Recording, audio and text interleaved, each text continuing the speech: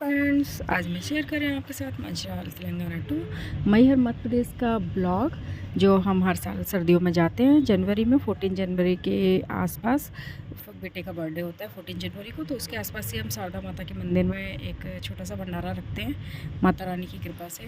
2019 से अभी ये चल रहा है इसी तरीके से। और हम आधे रास्ते में रुके और चाय पी। टपरी वाली चाय तो अलग ही स्वाद होता है, उसमें पीने में अलग ही मज़ा आता है सर्दी में। और देखिए कितनी भयंकर सर्दी है एमपी में। और देखिए ऐसे घर के बाहर सब आग जला के बैठे रहते हैं और कितना कोहरा है। और दोपहर के 12 बज रहे हैं और कोहरा देखिए, फोग कितना सारा है, कितना धुंध छाई हुई है और इतना ठंडा मौसम है और अच्छा लग रहा है। साउथ में तो इतनी सर्दी होती नहीं है। और हम पहुंच गए मैहर। और मैहर में हमने यहाँ पे लिया एक धर्मशाला बुक की है। यहाँ पर वृद्धाश्रम है, उनका ही एक धर्मशाला भी है, तो जिससे कि उनकी मतलब इनकम भी होती है, क्योंकि वृद्धाश्रम है तो उनके जो वृद्ध लोग हैं उनके लिए खर्चा वगैरह भी ज़रूरत होता है। तो धर्मशाला उन्होंने कुछ बना के रखी है, तो इससे उनकी इनकम भी हो जाती है और हम लोगों के लिए भी आसानी होता है। और ये बहुत ही अच्छी जगह है, मैहर के बिल्कुल नीचे ही है, मंदिर से बिल्कुल पास में है ये। हर साल हम लोग यहीं पर बुकिंग करते हैं।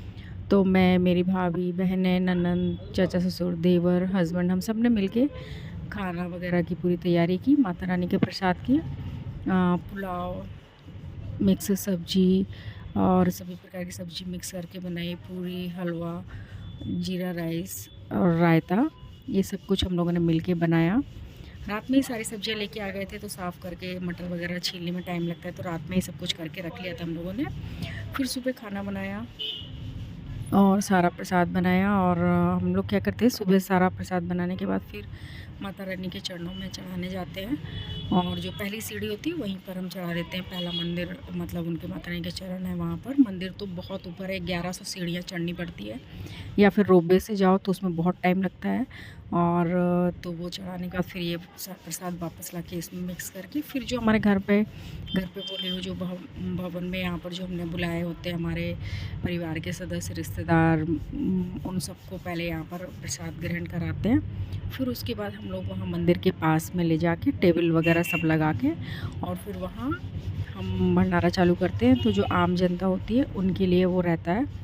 और करीब इस तरह से 1000 लोगों के लिए भंडारा ये हो जाता है माता रानी की कृपा से। सब उनकी ही कृपा है। और देखिए सब लगे हुए हैं काम में। चाचा ससुर हैं, ये मेरी बहन है चावल धो रही है, और मेरी ननंद है वो गंजा साफ़ कर रही है, बर्तन चावल धोने के लिए, चावल पकाने के लिए। और सभी का सहयोग होता है। मेरा मानना ये है कि अगर आप पैसे खर्च करते हैं देवस्थान में जाके, तो अगर आप शारीरिक श्रम भी कर सकते हैं तो वो ज़रूर करना चाहिए। ये नहीं कि हम गए, हमने सिर्फ पैसा खर्च कर दिया और करा दिया, ऐसा नहीं है। और देखिए हो गया प्रसाद रेडी, तो हम ये प्रसाद लेके जाएंगे माता रानी के चरणों में चढ़ाने के लिए। तो सबसे पहले हम लोग गाड़ी में बैठ के सारा प्रसाद थोड़ा थोड़ा हमने ले लिया है। ये माता रानी का जो मुख्य द्वार है, यहाँ पर माता रानी के चरण हैं। तो हम लोग ये मुख्य द्वार है जहाँ से जाते हैं ऊपर सीढ़ियों पर। 1100 सीढ़ियाँ जो चढ़ के जाते हैं। बहुत सारे भक्त हैं जो सीढ़ी चढ़ के जाते हैं, और अभी तो रोपवे की व्यवस्था हो गई है।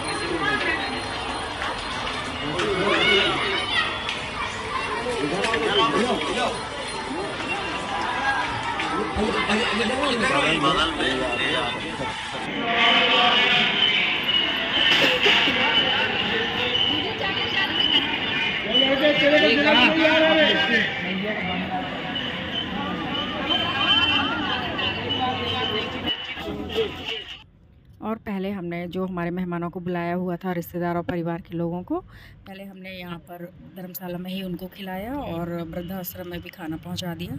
और हम जाएंगे मंदिर के पास भंडारा कराने के लिए आम जनता के लिए।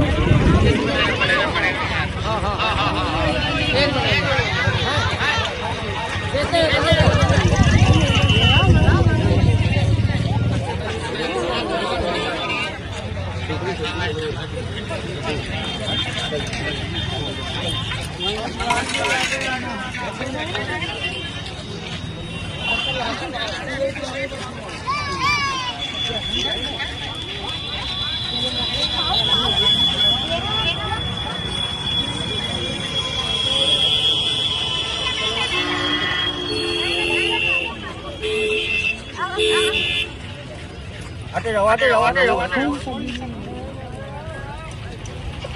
साइड में गाड़ी है, पानी है वाले